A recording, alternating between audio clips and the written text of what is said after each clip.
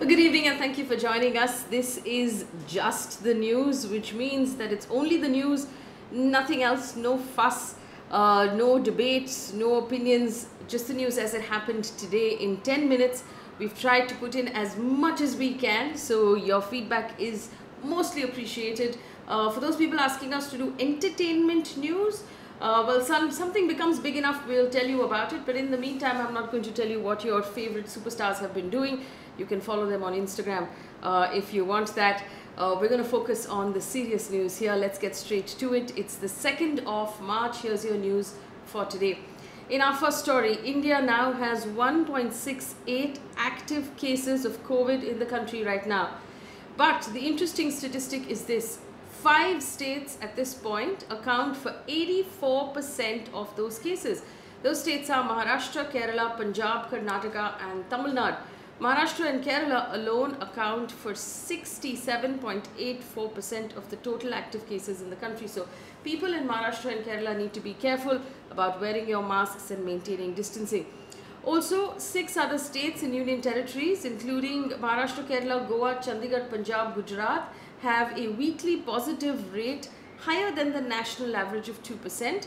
Maharashtra again leads the way with a weekly positive rate of over 10%. But the vaccine is here, at least for our parents they are.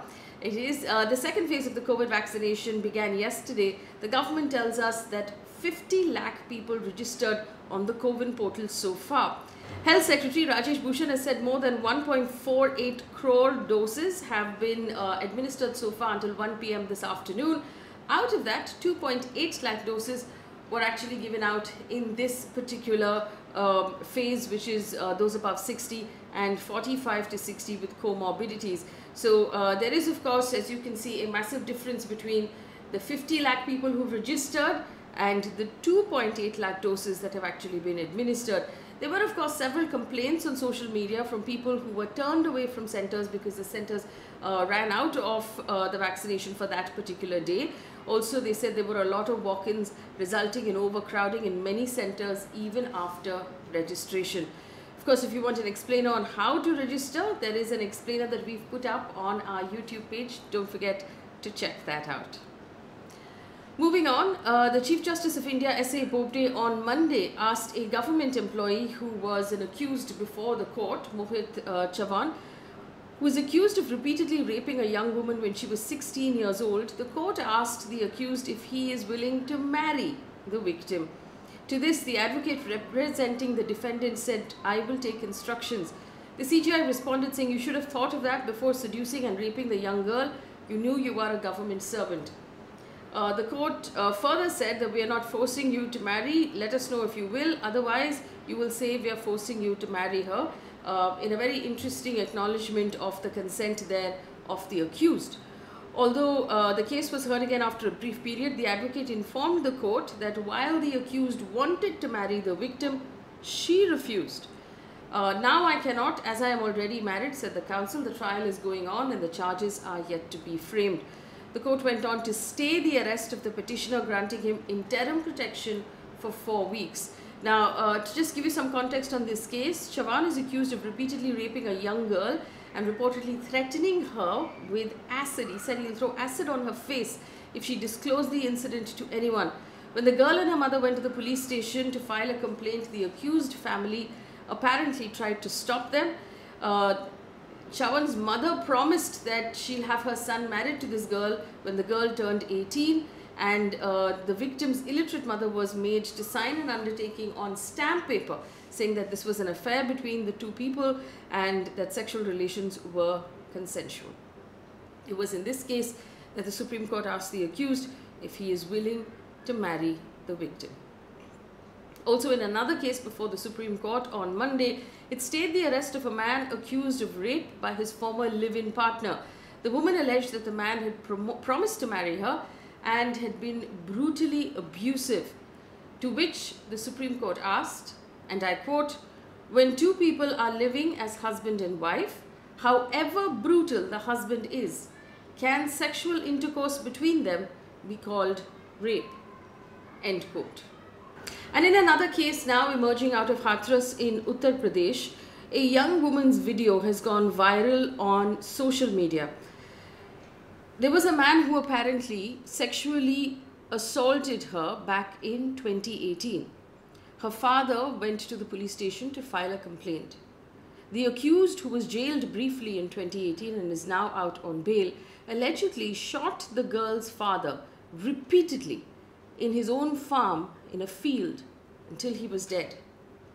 Now, in a detailed statement on social media, the Hathras police said Gaurav Sharma, who is the accused, was jailed for a month in 2018 after the molestation case was filed against him by the girl's father.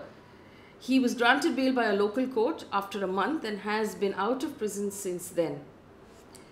He has now shot the girl's father. We understand that the Uttar Pradesh government has decided to take very stern action in this particular case. And on to some politics. After a meeting with West Bengal Chief Minister Mamata Banerjee on Monday, RJD leader Tejasvi Yadav has announced that his party will support Mamata Banerjee and the TMC in the upcoming state elections. Samajwadi Party leader Akhilesh Yadav has also extended his support to the TMC. However, there's been no announcement so far of any sort of seat sharing between these three parties. Tejasvi Yadav said the first priority for his party is to prevent the BJP from coming to power in Bengal. Moving on now to some news from the world of business. Well, there's good news from the government. At least GST collection has crossed 1 lakh crore rupees for the 5th consecutive month in February. Now, this was a target for the government to have a monthly GST collection of more than 1 lakh crore rupees per month, and they've managed to do it now for 5 consecutive months. It's jumped, we understand, 7% year on year, and the collection in February was 1.13 lakh crore rupees. However, the collection was lower than the January collection, which was 1.2 lakh crore rupees. The Finance Ministry has said this is a clear indication of economic recovery in India. Also, good news this time for Mukesh Ambani. Now, according to the Hurun Global Rich List 2021, Mukesh Ambani is now the world's 8th richest person with a fortune of $83 billion. His wealth increased 24% on a year-on-year basis. Now, the Hurun statement said India's largest exporter, Reliance, accounts for 8% of the country's exports, 5% of India's total revenue from customs and excise duty. And we do know, of course, the massive move that Reliance has been making in retail and on the internet. Mukesh Ambani there now putting a very wide gap between himself and the next richest person in the country, who incidentally is Gautam Adani. Taking a look at news that's coming in right now from the international world. World Trade Organization has now got a Director General who is the first woman and the first African to hold this position. Ngozi Okonjo-Iweala started work on Monday, ending a 6-month leadership void, and she aims to revive global trade and the watchdog in advance of a very important year-end meeting. Now, talking to a reporter at the WTO building, she said, "It feels great. I'm coming into one of the most important institutions in the world, and we have a lot of work to do." She's also said that she will be focusing on countries that have not been focused on up till now, and she will be focusing on the issue of financial stability for women and small businesses across the world. And shocking news coming in from France. Former French President Nicolas Sarkozy has been found guilty of corruption and has been sentenced to 3 years in jail. Now, 2 of those years have been suspended. It's unlikely that he'll spend any time in actual prison. Most experts from France say that he's likely to be in house arrest for the next 1 year. Sarkozy was president of France between 2007 and 2012, I beg your pardon.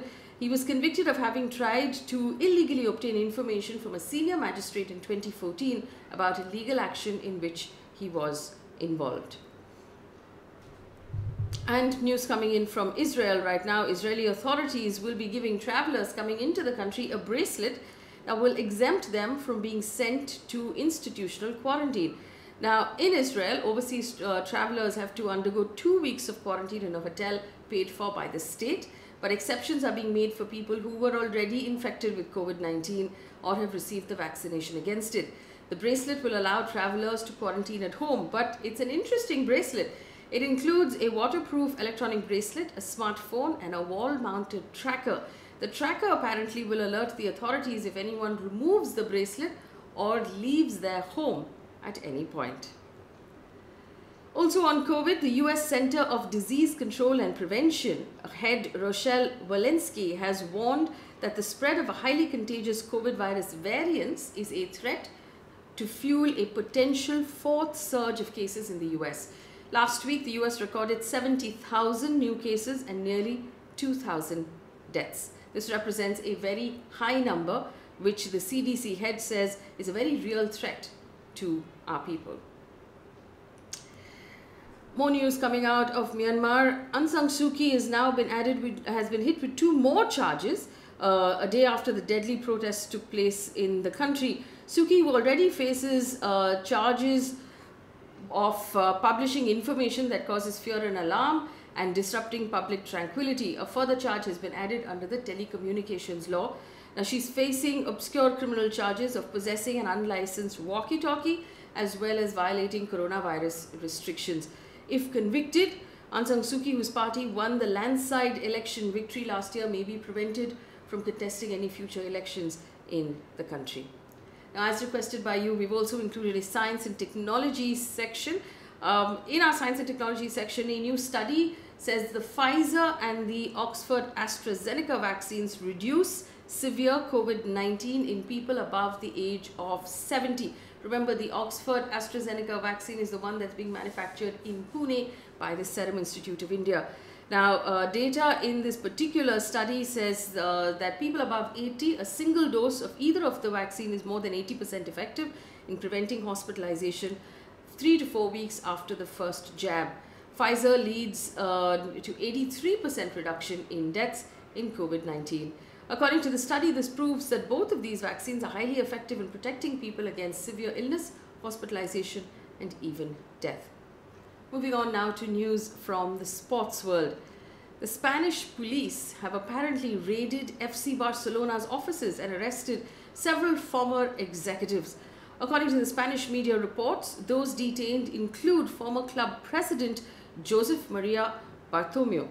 The police began investigations following the Barçagate scandal when Barcelona allegedly paid a marketing agency called 13 Ventures to make negative comments about its own players like Messi and Gerard Piqué and opponents on social media in order to boost the image of club senior officials. Now, the raid comes days before the club's presidential elections and follows the ongoing economic and political turmoil at the club, which has seen its finances plummet. And finally, a ray of positive news coming in. The regional spokesperson in Nigeria has said that the 279 schoolgirls who were kidnapped at gunpoint have been released. He refused to reveal whether a ransom was paid for their release, but these girls are now coming home and they're safe. Gunmen had abducted these girls of the Government Girls Junior Secondary School in Jagabe town on Friday, in the latest in a series of mass kidnappings of students in the West African nation. The president has now tweeted saying that he is pleased that this ordeal has come to an end. That brings us to the end of the news today. Of course, leave us your feedback. It'll be very nice to know what you think and if you find this useful. And we'll try and incorporate your feedback as much as we can in our news bulletin. Thanks for watching. Good night.